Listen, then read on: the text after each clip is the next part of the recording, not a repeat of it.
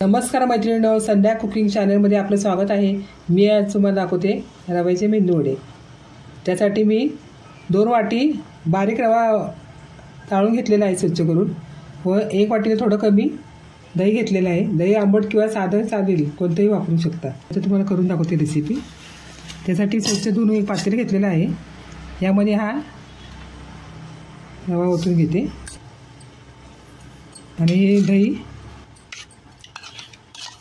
टाकून जरा हलवून घेते, मिक्स करून घ्यायचं। म्हणजे आता लगेच की नाही मी 2 चिमटी सोडा आहे खायचा तो टाकते, म्हणजे रवा लवकर फुगेल। सगळं मिक्स करून घेते छान।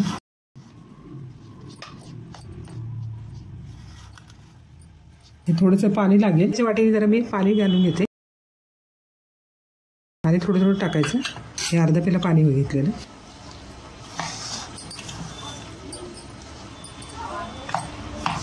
थोडं अजून पाणी लागणार, थोडं थोडं करून पाणी घालायचं याच्यामध्ये। मीठ पण टाकते आता लगेच, चवीनुसार मीठ टाकलेलं आहे। घालून घेते चांगलं। सोडा लगेच टाकल्यामुळे काय होतं, हा रवा चांगला फुगेल। चांगलं झालेलं आहे। आता मी असं 7 मिनिटं झाकून ठेवते। ओलं खोबरं मी तुकडे करून घेतलेले आहे 1 वाटी, वर अर्धा वाटी डाळ घेतलेली आहे, ही भाजकी डाळ आहे। व अर्धा इंच आलं घेतलं आहे व 5 लसणाच्या कुड्या घेतलेल्या आहेत। थोडीशी कोथिंबीर व 1 चमचा जिरे घेतलेले आहे व 1 लाल व 2 हिरव्या मिरच्या घेतलेल्या आहेत। ह्या 2 लाल मिरच्या त्यामुळे टाकणार आहे वड्यामध्ये। आता मी याची चटणी करून दाखवते। चटणीसाठी खोबरं बारीक करून घेतलेलं आहे व आता गॅस चालू करून एक भांडे ठेवलेलं आहे। फोडणीसाठी 1 पळी तेल टाकते। गॅसचे फ्लेम अजून बारीक करते। यात 1 चमचा मोहरी टाकते। चटचडली जरा, त्यात ह्या कांदा, चिरलेला कांदा अर्धा, ते चांगला हलवते। ह्याची फ्लेम एकदम बारीक करायची। ह्याच्यामध्ये कांदा, थोडा कांदा शिजवून देते। ह्याचा अर्धा चमचा जिरे टाकते, मिक्स करून घेते। आता हे पातेलं मी गॅसवरून खालीच घेतलेलं आहे। आता हे खोबऱ्याचा मसाला त्यात ओतून घेते।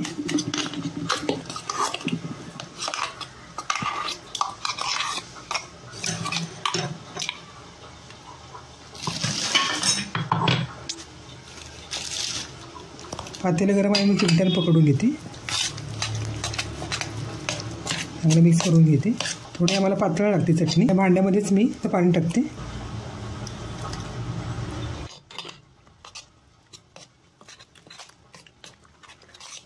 चटणीमध्ये वाटतानाच मी मीठ टाकलेलं 1 चमचा, झालेलं आहे चटणीमध्ये तयार। ते बाजूला ठेवून टाकते। आता हे मिश्रण कसं झालेलं आहे, असं झालेलं आहे। मिरची आणि कांदा मिक्स करायचं आहे, मी हे बाजूला काढून घेते। आता हे पहिल्यांदा हे सगळं यामध्ये ताटामध्ये ओतून घेते। मिश्रण मिक्स करायचं आहे म्हणून ओतून घेतलेलं आहे।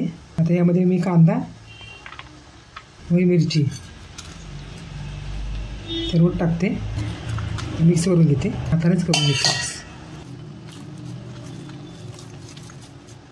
ह्याच्यामध्ये मी मग अशी 1.25 चमचा मीठ टाकलेलं होतं व सोडाही टाकलेलं आहे, त्यामुळे छान फुगलेलं आहे।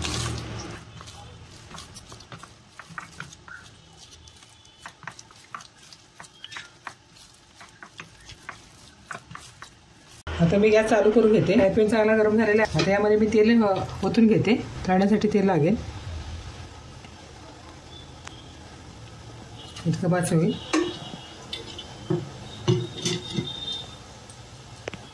जरा मीठ टाकलं, जरा हाताला पाणी लावून घेते।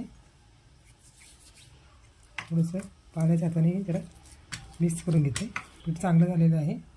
आता हाताला जरा पाणी लावायचं, असं छोटे छोटे वडे करायचे। थोडासा वडा घ्यायचा,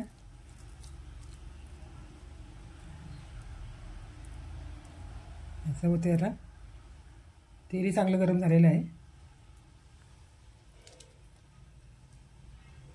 वडा सोडून द्यायचा, गॅस मिडियमच ठेवायचा। दुसरा वडा करते।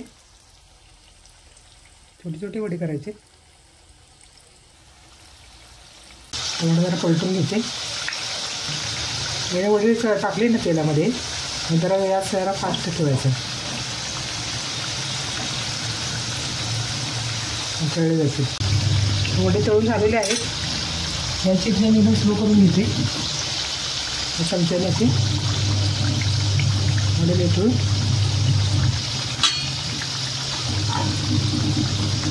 पात्रामध्ये काढून घेतो.